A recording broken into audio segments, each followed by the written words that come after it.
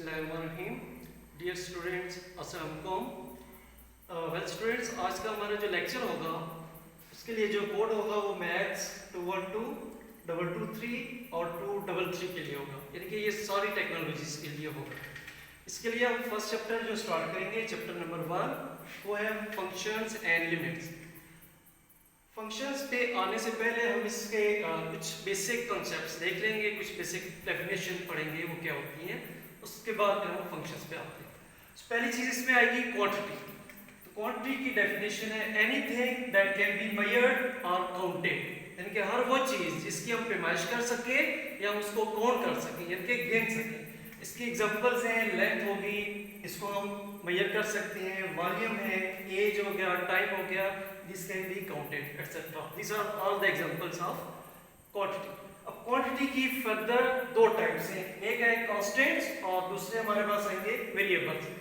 Constants वो होते हैं a quantity which retain the same value throughout the problem, यानी कि वो क्वांटिटीज जिनकी वैल्यूज पूरी प्रॉब्लम में फिक्स रहती हैं, सेम रहती है, वो चेंज नहीं होती। फॉर एग्जांपल हम किसी ट्रिग्नोमेट्री को प्रॉब्लम को डिस्कस कर रहे हैं, तो उसमें हमारे पास जो ट्रायंगल के एंगल्स का सम होता है वो 180 होता है और वो फिक्स रहते हैं, so that will be a constant. इसी तरह इसकी जो सेकंड टाइप है वो है variables. So those quantities which go on changing during given interval of time, यानी कि वो क्वांटिटीज हमारी होगी जो एक गिवन इंटरवल में चेंज हो रही होती है, उनमें वेरिएशन आ रही होती है, वो हमारे पास क्या होती हैं, क्वांटिटीज वेरिएबल्स होती हैं। अब ये जो वेरिएबल्स है इसकी आगे फर्दर दो टाइप्स हैं, काइंड्स ऑफ वेरिएबल्स हमने कहेंगे, एक इंडिपेंडेंट वेरिएबल है and the second one is dependent variable. Independent variables वो वेरिएबल्स होते हैं जो इंडिपेंडेंटली वेरीज करते हैं, यानी कि उनमें खुद ही चेंजिंग आ रही होती है और वो चेंजिंग हम एक गिवन इंटरवल हमारे पास होगा, जो हमारी डोमेन होगी, वहां से हम अपनी मर्जी से वैल्यूज इनपुट कर सकते हैं, वो हमारे पास क्या होती है, इंडिपेंडेंट वेरिएबल्स होते हैं। इसके बाद आते हैं डिपेंडेंट वेरिएबल्स के। So those variables whose values depends upon the value assigned to the other variables, यानी कि ये वो वेरिएबल्स होते हैं जिनकी वैल्यू डिपेंड करती है जो दूसरे वेरिएबल्स को जब हम वैल्यूज देते हैं, जो हमारे पास आउटपुट आती है वो हमारे पास शो करती है, डिपेंडेंट वेरिएबल्स की वैल्यूज होती है। फॉर एग्जांपल हम यहाँ पे एक एग्जांपल लेते हैं, वॉल्यूम ऑफ अ स्फीयर, इसका फार्मूला होता है 4/3 पाई r क्यूब। अब इस फार्मूले में 4/3 पाई ये हमारे पास एक कांस्टेंट है, फिक्स्ड है, r क्यूब, r जो है ये रेडियस रिप्रेजेंट कर रहा है। अब जैसे जैसे हम रेडियस को चेंज करते जाएंगे तो हमारे पास स्फीयर का जो वॉल्यूम है वो भी वेरिएट होता रहेगा, वो भी चेंज होता रहेगा। इट मींस कि यहाँ पे r जो है वो इंडिपेंडेंट वेरिएबल है और वॉल्यूम जो है वो हमारे पास डिपेंडेंट वेरिएबल है। इसी तरह आप और भी एग्जांपल्स ले सकते हैं, एरिया ऑफ अ सर्कल भी है जिसका फार्मूला होता है पाई r स्क्वायर, उसमें भी जब रेडियस की वैल्यू चेंज होगी तो हमारे पास एरिया भी क्या होगा, चेंज होगा। वेल स्टूडेंट्स, इसके बाद हम आते हैं फंक्शन के ऊपर, जो हमारा मेन टॉपिक है फर्स्ट चैप्टर का। फंक्शन बेसिकली ये एक रिलेशन होती है दो वेरिएबल्स के दरमियान, और वो जो दो वेरिएबल्स होते हैं वो हमारे ये वेरिएबल्स होते हैं, एक इंडिपेंडेंट वेरिएबल्स होते हैं और एक डिपेंडेंट वेरिएबल्स होते हैं। अब इसकी डेफिनेशन यूं की जाती है, a function y f of x is a rule that assigns for each value of the dependent variable x a unique value of the dependent variable y। ये कह रहे हैं कि ये एक ऐसा रूल है, एक ऐसा फार्मूला है या एक स्टेटमेंट है जिसमें हम क्या करते हैं कि हमारे पास जो डिपेंडेंट वेरिएबल की हर वैल्यू होती है उसके लिए क्या होगा कि आपका डिपेंडेंट वेरिएबल की एक यूनिक वैल्यू आएगी, यानी कि आपने इंडिपेंडेंट वेरिएबल की हर वैल्यू के लिए डिपेंडेंट वेरिएबल की एक यूनिक डिफरेंट वैल्यू आएगी। फंक्शन को हम मैपिंग भी कह सकते हैं, मैप भी कहते हैं, और समटाइम्स इसे हम कोरेस्पोंडिंग कहते हैं, from one set to other set, means from x to y, अगर दो सेट्स ले लें। मैथमेटिकली हम इसको लिखते हैं f as a function from x to y, और इसको डिफाइन करते हैं y f of x। अब इसको मैं एक एग्जांपल से एक्सप्लेन कर देता हूं, वो आपके लिए इजी होगा। ये हमारे पास एक फंक्शन है y 2x² + 3x + 1 which is linear in y। अब हम क्या करेंगे, हम इसमें एक वैल्यू देते हैं x को, सपोज हम इसमें 3 पुट करेंगे तो हमारे पास जो y की कोरेस्पोंडिंग वैल्यू आएगी वो 1 वैल्यू आएगी। हमने क्या किया, x की एक वैल्यू पुट की और y की हमने अनदर वैल्यू मिल गई जो हमारे पास आउटपुट होगी। इसी तरह हम अगेन x की अनदर वैल्यू पुट करते हैं which is 1, x की जगह 1 पुट करेंगे, after simplification we will get y is equals to 6। तो ये एक डिफरेंट वैल्यू आ गई। अच्छा, इसके बाद फंक्शंस को हम डिफरेंट सिंबल से भी लिख सकते हैं, f of x भी यूज कर सकते हैं, g of x भी यूज कर सकते हैं, we will use h of x। तो ये डिफरेंट एग्जांपल्स हैं। f of x equals to x square plus 2 is a function, ये हमारे पास एक क्वाड्रेटिक फंक्शन होगा। g of x is equals to sin of x, एक ट्रिग्नोमेट्रिक फंक्शन है। h of x is equals to log of x, ये हमारे पास logarithmic function.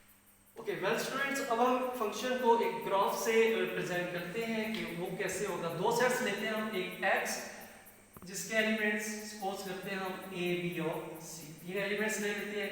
Similarly consider another set y, इसके एलिमेंट्स 1 2 और 3 ले लेते हैं। अब यहाँ पे हम एक ग्राफ की मदद से इनको रिप्रेजेंट करेंगे। ये एक रिलेशन होगी which is f।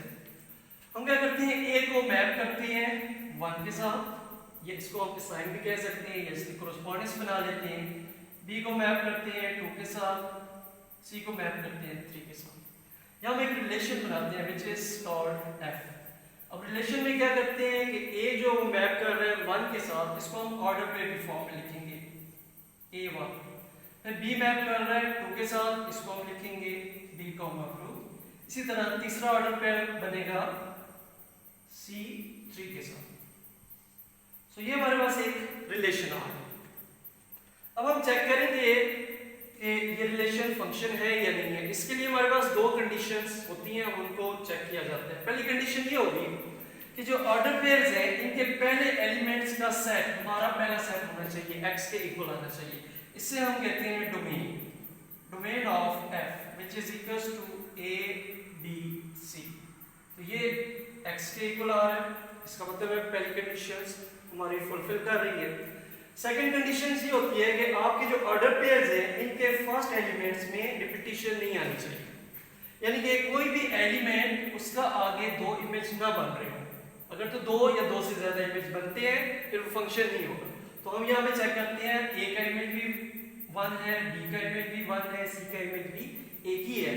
It means कि इसकी सेकंड कंडीशन भी फुलफिल हो रही है। तो f जो होगा वो क्या होगा, f इज अ फंक्शन। अब इसकी रेंज जो होगी, रेंज हम फाइंड करते हैं किसी भी रिलेशन या फंक्शन की, वो ऑर्डर पेयर के सेकंड एलिमेंट्स का सेट होता है। तो यहाँ पे हमारे पास आ रहा है 1 2 3, तो ये हमारे पास इसके इक्वल आ रहा है which is equals to y। तो जब आपकी रेंज दूसरे सेट के इक्वल होगी तो ऐसे फंक्शन को हम कहते हैं ऑन टू फंक्शंस, या इससे आप सब्जेक्टिव फंक्शंस भी कह सकते हैं। अब हम चेक करते हैं कि सेकंड कंडीशंस अगर फुलफिल ना हो रही हो, उसके लिए हमें क्या करना पड़ेगा, थोड़ी सी चेंज करते हैं। आप इनके इमेज डिफरेंट बना देते हैं। फॉर एग्जांपल a1 को इमेज उसका बन रहा है, a2 को भी असाइन कर रहा है, b3 को असाइन कर रहा है। जब हम इसका रिलेशन बनाएंगे, सपोज करें ये अगेन कोई और रिलेशन बना देते हैं, इसको हम g का नाम दे देते हैं। से g is equals to 1 a के साथ पेयर बना रहा है, a जो है वो अगेन 2 के साथ भी पेयर बना रहा है, b जो है वो 3 के साथ पेयर बना रहा है। अब हम इसकी डोमेन चेक करेंगे, डोमेन ऑफ g। यहां पे a फिर a और b आ रहा है। जब दो एलिमेंट्स रिपीट हो रहे हो सेट में तो हम उसको फर्स्ट टाइम एक ही दफा लिखेंगे a b। अब ये जो सेट है ये x के इक्वल नहीं आ रहा, which is not equals to x।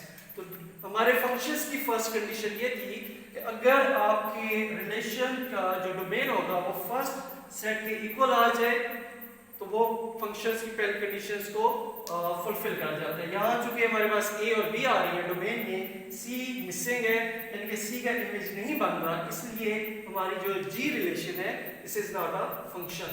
और इसकी अगर सेकंड कंडीशन को भी हम चेक कर लें, a के दो इमेज बन रहे हैं, 1 के साथ भी मैप कर रहे हैं और a जो है वो 2 के साथ भी मैप कर रहा है। ए का यूनिक इमेज नहीं हुआ, इसके 2 इमेज आ रहे हैं। इट मींस कि इसकी सेकंड कंडीशन भी फुलफिल नहीं कर रही, तो जी जो है वो रिलेशन तो है बट फंक्शन नहीं है। तो यहाँ से हमारे पास एक रिजल्ट ड्राइव होता है कि हर रिलेशन फंक्शन नहीं होती बट हर फंक्शन रिलेशन होते हैं, यानी कि every function is a relation but every relation is not a function. तो ये हमारे पास आगे थे फंक्शंस क्या है, उसको हमने एक एग्जांपल से भी चेक किया, फिर हमने 2 सेट्स लेकर उसको हमने वहां से भी चेक कर दिया, 2 कंडीशंस चेक कर दी। वेल स्टूडेंट्स, इसके बाद हमारा जो नेक्स्ट टॉपिक होगा वो होगा अलजेब्रा ऑफ फंक्शंस। इनके फंक्शंस को हम ऐड कैसे करेंगे, मल्टीप्लाई करना, उनकी डिवीजन, इसी तरह उनकी जो क्वोशिएंट आएगा वो कैसे होगा। फिर उसके साथ हम नेक्स्ट लेक्चर में पढ़ेंगे टाइप्स ऑफ द फंक्शंस, कितनी टाइप्स होती हैं, कौन कौन सी होती हैं, उसको हम डिटेल में डिस्कस करेंगे।